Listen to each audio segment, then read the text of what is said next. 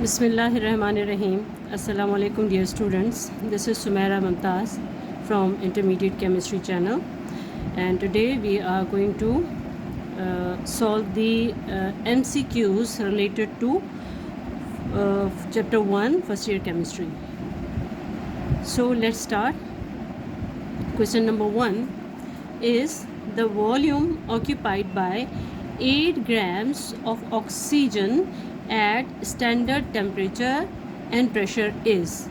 यहाँ पे हमें सॉल्व करना पड़ेगा कि 8 ग्राम्स ऑक्सीजन पे इसका वॉल्यूम ऑक्सीजन का कितना होगा. यहाँ पे मैं आपको सॉल्व करके ही बताऊंगी कि 8 ग्राम्स ऑक्सीजन पे स्टैंडर्ड टेम्परेचर एंड प्रेशर पे कितना वॉल्यूम होगा. तो सबसे पहले हमें ये पता है कि ऑक्सीजन का एटॉमिक मास 16 होता है, ऑक्सीजन 2 है तो 32 ग्राम्स ऑक्सीजन कंटेन 22.4 DMQ. तो 8 ग्राम्स कार्बन ऑक्सीजन पे कितना होगा. 8 × 22.4 डिवाइडेड बाय 32. इसको सॉल्व करते हैं. सॉल्व करने के बाद आंसर आया 5.6 DMQ. तो इसका आंसर जो होगा that is C. Option C is the correct answer. Next question is mass of 3.01 exponential 23 sodium atom is, यानी कि इसमें नंबर ऑफ़ एटम्स गिवन है और हमें ग्राम्स बताना है. तो ग्राम्स में हमें सबसे पहले एवोगैड्रो नंबर ये मालूम होना चाहिए. गिवन नंबर ऑफ़ एटम्स हैं तो हम ये कह सकते हैं 6.02 एक्सपोनेंशियल 23 एटम्स कंटेन 1 मोल के इक्वल होता है. 1 मोल जो होता है सोडियम का that is 23 grams. 23 grams 6.02 exponential 23 atoms में होता है. तो गिवन है 3.01 एक्सपोनेंशियल 23 पे कितना होगा. तो यहाँ पे 23 multiply 3.01 exponential 23 divided by 6.02 exponential 23. Calculate करके देखते हैं. इस तरह से कैलकुलेशन के बाद हमारे पास आंसर आया 11.5 gram sodium.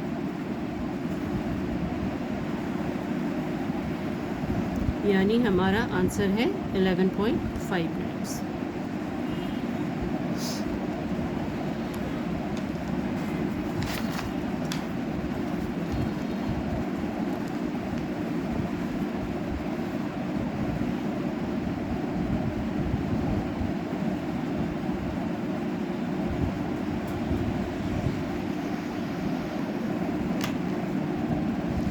Empirical formula of CH3COO C2H5. इसमें हम सबसे पहले क्या करेंगे, कार्बन काउंट करेंगे. कार्बन कितना है, carbon 1 2 3 4, carbon 4, hydrogen 3 and 5 8. Hydrogen is 8 and oxygen are 2.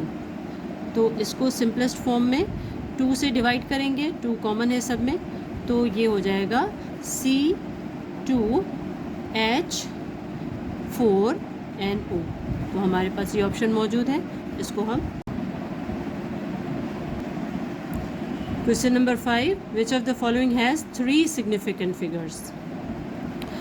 इस वैल्यू को देखा जाए तो वैल्यू 1 से बड़ी है और डेसिमल के बाद 0 है, तो ये 0 काउंट होंगे सिग्निफिकेंट फिगर्स. इसमें 4 सिग्निफिकेंट फिगर्स हैं और सिग्निफिकेंट फिगर्स जो एक्सपोनेंशियल पावर होती है वो काउंट नहीं होता. तो यहाँ पे 6.02, यहाँ पे 3 सिग्निफिकेंट फिगर्स हैं. इस वैल्यू में यहाँ पे डेसिमल अगर होगा तो ये 0 सिग्निफिकेंट फिगर नहीं होगा.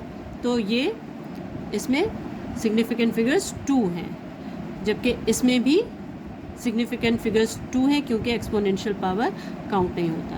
तो यहाँ पे 6.02 एक्सपोनेंशियल 23, इसमें 3 सिग्निफिकेंट फिगर्स हैं। उसके बाद question number 6, 15.00 has dash significant figures. यहाँ पे फिर वही बात आ जाती है कि डेसिमल के बाद जो ज़ीरो काउंट होते हैं ऐसी वैल्यू जो 1 से बड़ी हो। ये 1 से बड़ी है 15.00, तो यहाँ पे 4 सिग्निफिकेंट फिगर्स है, इसलिए यहाँ पे 4 को अंडरलाइन करेंगे हम। Question number 7, which of the following has same atomic and molecular mass. इनमें से किसका एटॉमिक मास और मॉलिक्यूलर मास सेम है? हाइड्रोजन, हाइड्रोजन का एटॉमिक मास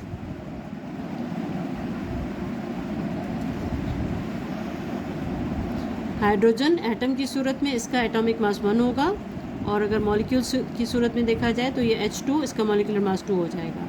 इसी तरह से ऑक्सीजन का 16 होता है, और अगर मॉलिक्यूल देखा जाए तो इसका O2 32। नियॉन ही ऐसा है, नियॉन इनर्ट गैस है, तो इसलिए ये अकेले एग्जिस्ट करता है, तो नियॉन का एटॉमिक मास और मॉलिक्यूलर मास जो होगा वो सेम होगा, तो इसलिए इसको हम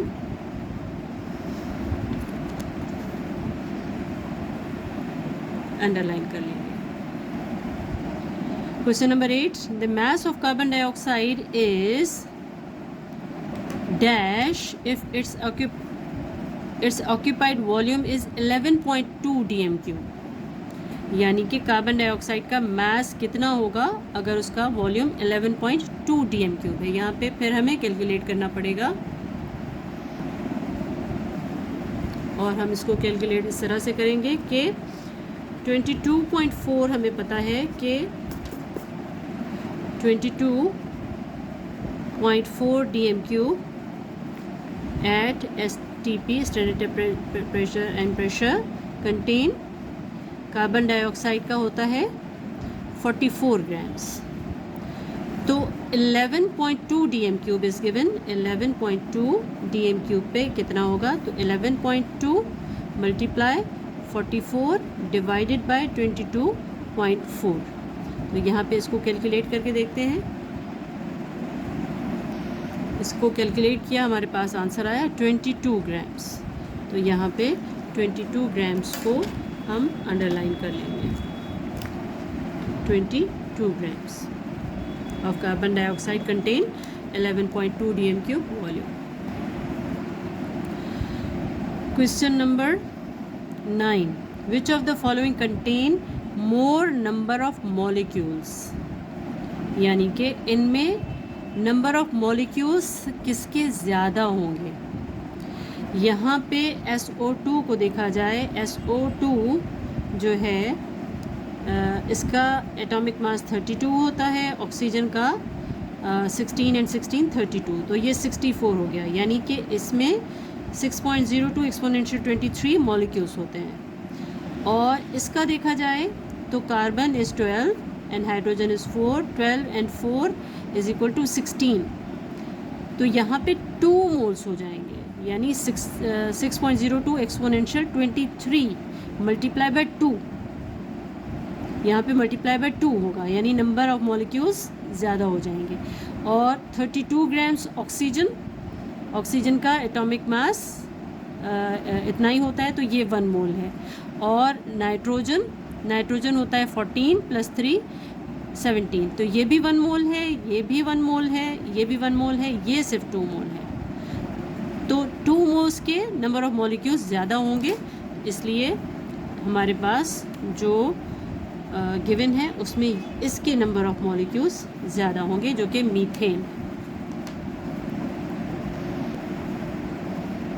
question number 10, which of the following have empirical and molecular formula.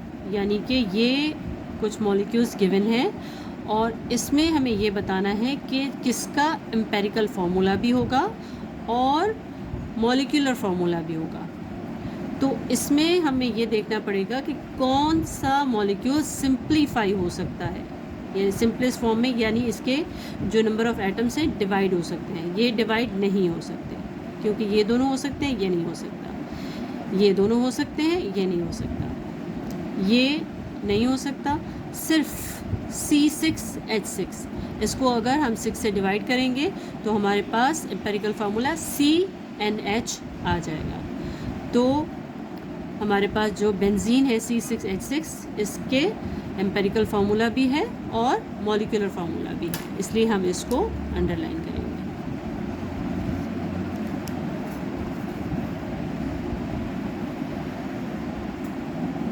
The formula which represent the simplest ratio of atom is called structural formula, molecular formula या empirical formula।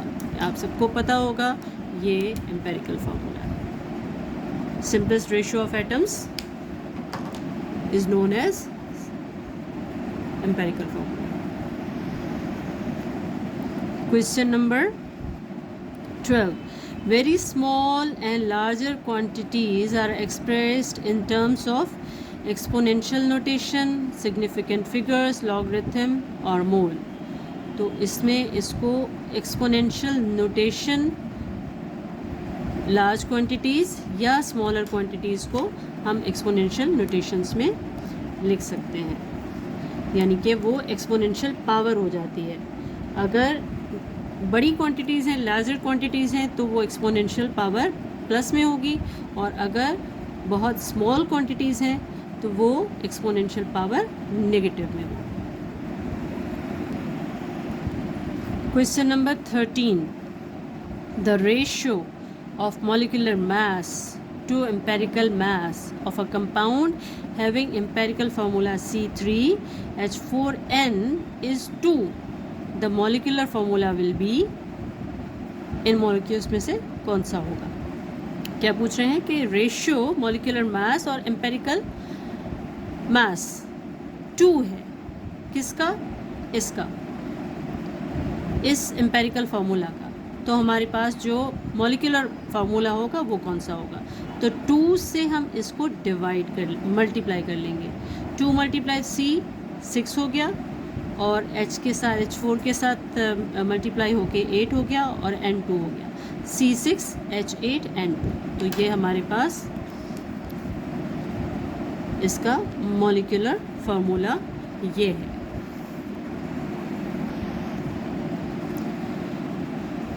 Empirical formula of a compound is CH2O and its molecular mass is 60. Its molecular formula would be, क्या होगा? इसको हम calculate करके देखते हैं। Detection of empirical formula and molecular formula में हम n की वैल्यू निकालते हैं, और n की वैल्यू किसके इक्वल होती है? Molecular mass upon formula mass. Formula mass क्या होता है? जो एम्पेरिकल फार्मूला का मास होता है। तो molecular mass is given, that is 60, और फार्मूला मास हमें यहाँ से निकालना पड़ेगा। CH2O, CH2O, C का कितना होता है? 12 + 2 + 16 इज इक्वल टू 60 अपॉन, ये हो गया 30, और इसका जो रेशियो ये इक्वल हो गया 2 के, यानी कि हमारे पास n की वैल्यू आ गई 2। इसको हम मल्टीप्लाई करते हैं एम्पेरिकल फार्मूला से, जो कि हमारा CH2O है। 2 से मल्टीप्लाई होके C2 बना, H2 के साथ मल्टीप्लाई होके 4 बना, और O के साथ मल्टीप्लाई होके 2 बना। तो इस तरह का हमारे पास फार्मूला C2H4O2 हमारे पास ये है। तो इसको हम इस तरह से अंडरलाइन करें।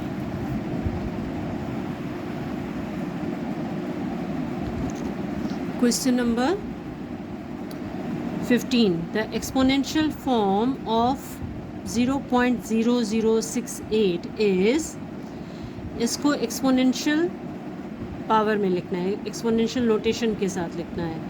तो हमने ये रूल पढ़ा है कि अगर डेसिमल राइट हैंड साइड पे मूव करता है तो एक्सपोनेंशियल पावर माइनस में आती है। तो इन सब में माइनस ही है, और अगर एक टू डिजिट्स इसने मूव किया तो 0.68 एक्सपोनेंशियल -2, ये ठीक है। अगर इसने 1 2 3 4 टाइम्स इधर मूव किया यानी 68 एक्सपोनेंशियल -4 हो गया। और डेसिमल अगर 1 2 3 टाइम्स शिफ्ट किया यानी 6.8 तो 6.8 एक्सपोनेंशियल -3। और अगर यहाँ पे अगर 0 1 बढ़ा दें तो 1 2 3 4 5 तो 680 एक्सपोनेंशियल पावर -5। तो इसमें जितने भी ऑप्शन गिवन हैं ये तमाम ऑप्शंस करेक्ट हैं, तमाम ऑप्शंस करेक्ट हैं। ये हमारे सिलेबस में मौजूद नहीं है, कंडेंस सिलेबस में, लेकिन फिर भी इसको एक्सप्लेन कर दिया है। Question number 16 is the molecular formula of vitamin C is C6H8 and O6। Its empirical formula is, इसका एम्पेरिकल फार्मूला क्या होगा? तो उसमें हम क्या करते हैं कि ऐसा नंबर लेते हैं जो सबको डिवाइड कर सके। तो 2 से अगर इसको डिवाइड करें तो 6 भी डिवाइड हो जाएगा, 8 भी डिवाइड हो जाएगा और ये 6 भी डिवाइड हो जाएगा। और जब 2 से डिवाइड करेंगे तो यहाँ पे C3 हो जाएगा और H4 and O3, C3 H4 and O3। तो हमारा ये ऑप्शन इसका सही है।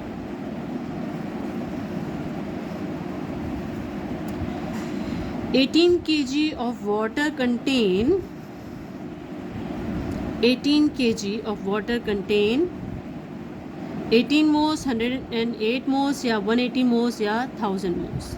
इसको हम कैलकुलेट करके देखते हैं। 18 ग्राम्स वाटर इक्वल टू 1 मोल के होता है 18 ग्राम्स। तो यहाँ पे 18 kg है, इसका मतलब है 18,000 grams of water, 18,000 grams of water that contain 1000 moles। तो यहाँ पे 1000 मोल होगा। इसको कैलकुलेट करने की ज़रूरत नहीं है, ऐसे भी हम इसको समझ सकते हैं कि ये 1000 मोल के इक्वल होगा। 1 mole of SO2 contain 6.02 exponential 22 atoms of oxygen, 18.6 exponential 23 moles of SO2, 6.02 exponential 23 atoms of sulfur या none of the above। तो यहाँ पे 6.1 मोल ऑफ SO2, यहाँ पे ऑक्सीजन गिवन है तो ये नहीं है। यहाँ पे 18.6 नहीं होगा क्योंकि 1 mole of any compound contain 6.02 exponential 23 molecules. तो या ये ऑप्शन भी नहीं है और सल्फ़र भी नहीं है। तो यहाँ पे ये ऑप्शन हमारा सही है जो कि नन ऑफ अबव।